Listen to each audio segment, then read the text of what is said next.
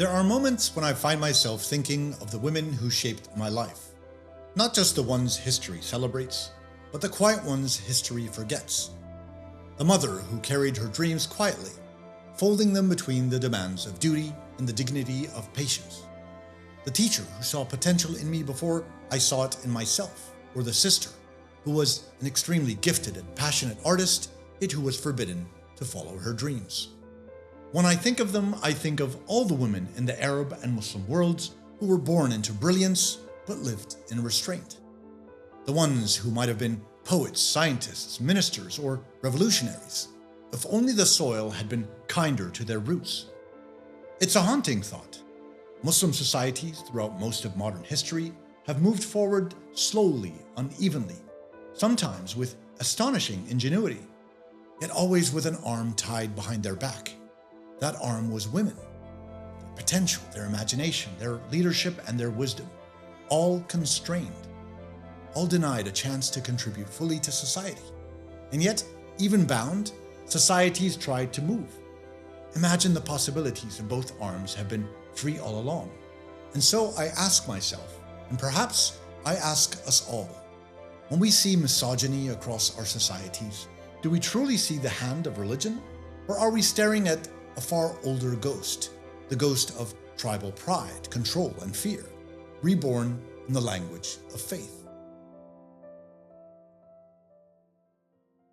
Long before Islam, Arabia, like much of the world, was patriarchal to its core. Women were measured through men, their fathers, husbands, and sons. In many tribes, the birth of a daughter was a cause for shame, and the killing of infant girls was practiced under the guise of economic necessity or family honor. This was not uniquely Arab sickness. Patriarchal norms existed in Greece, Rome, Persia, India, and China. But in Arabia's tribal deserts, it became a code of survival, a brutal simplicity in a harsh land. Then, in the 7th century, Islam emerged and declared something revolutionary: that women were moral equals to men, capable of independent spiritual, economic, and intellectual lives. The Quran forbade female infanticide, granted women inheritance, and gave them the right to consent in marriage. It was a profound moral correction to an age of injustice. As historian Layla Ahmed wrote in Women and Gender in Islam, Islam's original impulse was toward the moral and social elevation of women, not their confinement. Yet as Islam spread across empires, it encountered older civilizations, Persian, Byzantine, and Central Asian, each with their own forms of patriarchal hierarchy. And with conquest came exchange not only of goods and sciences, but of inherited biases and traditions. Over many centuries, Muslims attempted to engage with modernity, but always remained restrained, and the societies they built were inevitably limited. Economically, intellectually, politically, they achieved much, but what might have been achieved if half of society had been fully empowered? That is a question we can now begin to answer. Over centuries, as Islamic jurisprudence developed, men, as scholars, interpreters, and lawmakers, became the custodians of women's roles. The egalitarian promise of the Quran was filtered through the lens of societies already structured around male dominance. Fatma Mernissi in The Veil and the Male Elite lamented, "The Muslim world's tragedy is that men have turned their backs on the Prophet's message while claiming to defend it." Classical jurists debated verses like "Ar-rijalu qawwamuna 'ala an-nisa." Men are the protectors and maintainers of women, interpreting the word qawamun, which typically suggests maintainers or providers, as superior or rulers. Yet the Arabic root qam most accurately refers to standing up and not authority. The juristic schools that took shape in Baghdad, Cairo, and Kufa reflected the gender assumptions of their times. They built rules around seclusion, testimony, and dress that, while culturally sensible then, hardened into timeless dogma. By the 10th century, the patriarchal order had clothed itself in divine legitimacy. And so, the religion that had once granted women rights unknown to its contemporaries was gradually used to justify their exclusion. Through this lens, it is easier to see why Muslim societies stumbled through modernity with half their creative and intellectual power constrained. That second arm that could have lifted economies, led governments, and pioneered science was tied, hidden, or ignored. Fast forward to the modern Arab and Muslim worlds, and the echoes of those ancient codes remain stubbornly alive. In many societies, a woman's virtue is still seen as a family's honor, her reputation guarded by fathers and brothers as if she were a fragile extension of their masculinity.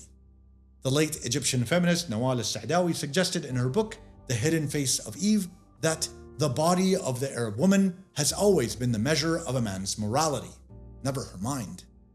In parts of South Asia, North Africa, and Middle East, cultural norms, often mislabeled as Islamic, continue to restrict women's movement, dress, and work.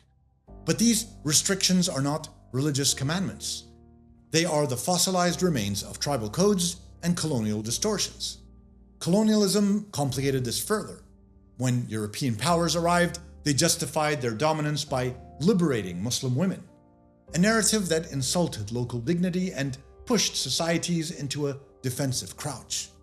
Reform, as a result, became entangled with identity politics. To protect one's culture was to protect the old ways, even if they were unjust. Sociologist Nadia Al-Ali describes this in Secularism, Gender, and the State in the Middle East. The colonial encounter froze women's roles in symbolic resistance. She became the custodian of culture, the line that must not be crossed. Thus, real social reform, the kind that elevates women, remained partial and hesitant. Education for girls expanded in most Muslim nations during the 20th century, yet social expectations lagged behind. Laws changed, but hearts, behaviors, and beliefs didn't. For most of modernity, the Muslim world carried on with this arm tied behind its back. Economies grew, empires rose and fell, cities flourished, but always with a crucial segment of human potential constrained. Women's intellect, creativity, governance, and leadership were treated as optional rather than essential. Societies learned to survive, but not to thrive to their full capacity. I really do appreciate you taking the time and watching the Candide Chronicles. Please do join our community by subscribing so that you don't miss out on any content regarding the Arab and Muslim history, identity, and modern condition. And if you really do enjoy the channel week in and week out and would like to support us even further, please do join us at our YouTube membership program as well as on Patreon. Thanks again. And yet, amid the silence, the tide is turning. Across the Muslim world, women are reclaiming the moral and intellectual space that once belonged to them. In Saudi Arabia, female labor participation has more than doubled in the last decade, with women leading in medicine, finance, and technology. In the UAE, women occupy 2/3 of government jobs, and in Indonesia, they head major universities and tech firms. Bangladesh has been governed by women for most of its independent history. Pakistan produced Benazir Bhutto, the Muslim world's first female prime minister. In Tunisia, a century-long reformist tradition ensures women's rights in divorce and inheritance that remain exceptional even within the region. In Iran, women now comprise over 60% of university graduates and form the majority in medicine, law, and scientific research. These are not isolated examples. They mark a generational shift. Women are entering parliaments in Morocco, leading engineering firms in Egypt, founding startups in Jordan, heading universities in Malaysia, and judging in courtrooms in Turkey. They are doing so not in defiance of Islam, but in dialogue with it.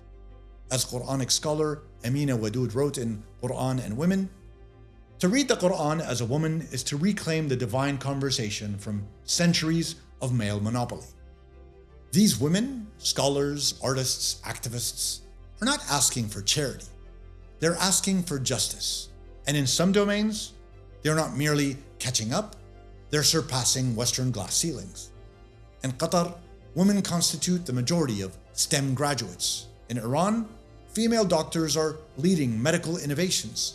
In Indonesia and Malaysia, women lead in digital entrepreneurship and microfinance. This is the arm that was once tied, now slowly breaking free, proving that societies can exponentially flourish when women are no longer a constraint, but a force. But yet still, progress remains uneven. For every university in Dubai or Kuala Lumpur led by a woman, there are villages where girls are still pulled out of school at puberty. For every reformist cleric who preaches equality, there are more who still resort to religion to silence it. The real problem lies in the absence of sustained social reform, not just legal change, but moral renewal. For centuries, Muslim societies focused reform on political and economic modernization while leaving social justice lagging behind. The result is a contradiction, a society that celebrates female doctors but shames outspoken daughters. True reform means going beyond laws. It means revisiting our collective imagination of what a woman's life should look like. The Quran describes marriage as tranquility and mutual mercy, not hierarchy. Yet few sermons dwell on those verses. Religion itself is not the cage. It is the key that has been rusted by centuries of misuse. If the last century was about nation building in the Muslim world, the next will be about societal rebuilding, and women are already its architects. They are founding businesses, leading classrooms, composing music, and coding the future. Even in countries with limited freedoms, women have carved new forms of power in private and public life. The Sudanese women who led the 2019 revolution, dubbed the Kandakas, demonstrated that courage, intelligence, and strategy are not the domain of men alone. In Tanzania, we can highlight Samia Suluhu Hassan, the president of a Muslim-majority nation, who has focused on women's education and economic empowerment, demonstrating leadership and policy innovation at the highest level. Their rise is not a rebellion against Islam. It is the fulfillment of its early spirit, the restoration of what history has sent into the abyss. Muslims moving through modernity while handicapped are now beginning to unlock the vast potential of women, discovering that the weight they once carried in imbalance is now a source of power, innovation, and resilience. The path forward will not come from imitation, but from introspection, from returning to the ethical heart of Islam, rather than its historical shell. To quote Mernisi once more, Muslim women's liberation will not come from the West. It will come when Muslim men and women rediscover the egalitarian spirit of their own faith. That rediscovery is happening, slowly, unevenly, but undeniably. In classrooms, boardrooms, and homes, women are reimagining what it means to be Muslim and modern, faithful and free. And if our societies can truly honor that, not only tolerate it, but celebrate it, then the Arab and Muslim world will unleash an energy that could redefine global progress itself. I began by thinking of the women who never got the chance, whose stories ended before they began. But perhaps the story is not over. Perhaps the silence they were forced to live is becoming the soil from which new voices are blooming. The future of the Arab and Muslim world cannot be built on the partial efforts of half its people. Women are not an accessory to society's progress. They are its engine. Their creativity, leadership, and insight have been waiting in the wings for centuries, restrained not by faith, but by historical misinterpretation and cultural inertia. Every empire that thrived, from Andalusia to Baghdad, did so when its women were educated, empowered, and respected. Every decline began when they were silenced. If the Arab and Muslim worlds wish to rise again, it will not be by repeating old glories, but by restoring balance, by listening to the half of the population that has always carried civilization quietly on its back. Because when we silence half our voices, we have our destiny. But when we trust them, when we trust the intellect, creativity, and compassion of women, the rhythm of progress and the heartbeat of our future may finally align. And maybe then, the world will see Islam not as a barrier to women's liberation, but as its forgotten promise, reborn.